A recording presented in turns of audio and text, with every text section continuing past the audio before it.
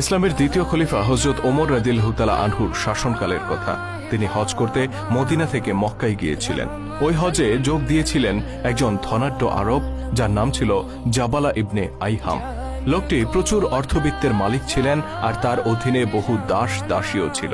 ব্যক্তিগতভাবে তিনি ছিলেন অহংকারী প্রকৃতির মানুষ। গরিব ও দাস শ্রেণীর মানুষদের প্রতি খুব নিচু মানসিকতা পোষণ করতেন জাবালা। আরব সহ সারা মধ্যপ্রাচ্যে যখন ইসলামের জয় জয়কার, তখন তিনিও ইসলাম গ্রহণ করে নেন। তবে তিনি ইসলামের সুমহান আদর্শ দ্বারা উজ্জীবিত হয়ে নয়, বরং রাজনৈতিক সুযোগ সুবিধা পাওয়ার আশায় ইসলাম গ্রহণ করেছিলেন।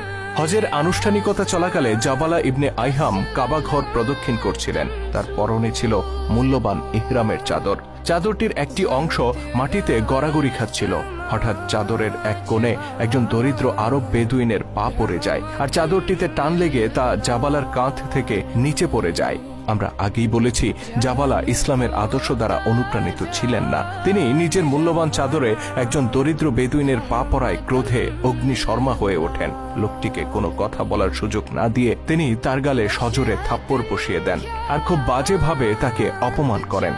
হজের ময়দানে প্রকাশ্যে এত এত মানুষের সামনে এই অপমানের লজ্জা নিয়ে লোকটি তখন খলিফার কাছে ছুটে যান বিচার পাওয়ার আশায়। আমিরুল মোমিনিন ওমর রাদিয়াল্লাহু তাআলা আনহু যখন বিস্তারিত শুনলেন, তিনি জাবালা ইবনে আইহামকে ডেকে পাঠালেন। অতঃপর জানতে চাইলেন অভিযোগ সত্য কিনা। জাবালা অকপটে ঘটনার সত্যতা স্বীকার করে নেন। তিনি বলেন, এই বাজিটা আমার চাদর পদদলিত করে আমাকে আল্লাহর ঘরের সামনে প্রায় উলঙ্গ করে দিয়েছিল। খলিফা বললেন, তিনি তো এই কাজ ইচ্ছে করে করেননি, তিনি অসতর্কভাবে তোমার চাদরে পা দিয়েছিলেন। জাবালার কণ্ঠে তখন ফুটে ওঠে জাহিলি যুগের অহংকার। তিনি বলেন, তাতে কি? সতর্ক কিংবা অসতর্ক, যে অবস্থাতেই সে আমার চাদরে পা দিক না কেন, তাকে এর শাস্তি পেতেই হতো। কাবা চত্বরে রক্তপাত নিষিদ্ধ, যে কারণে আমি নিজের ক্রোধকে সংবরণ করেছি। নয়তো আমি তাকে থাপ্পড় দিয়ে ছেড়ে দিতাম না, বরং হত্যাই করে ফেলতাম। জাবালা ইবনে আইহাম ছিলেন একজন প্রভাবশালী ব্যক্তি। হযরত ওমর রাদিয়াল্লাহু তাআলা আনহুর সাথে তার সম্পর্ক বেশ পুরনো। অন্যদিকে বেদুইন লোকটি ছিল হতদরিদ্র। তার সাথে হযরত ওমরের পূর্ব থেকে পরিচয়ও ছিল না। কিন্তু মুসলিম জাহানের খলিফা এসবের পরোয়া করলেন না।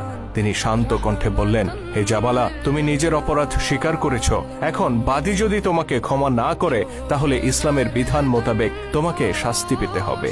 আর সেই শাস্তি হচ্ছে, তোমার গালেও বাদী নিজের হাতে চপেটাঘাত করবে, আর তা প্রকাশ্যে জনসম্মুখে, ঠিক যেভাবে তুমি তাকে অপমান করেছ।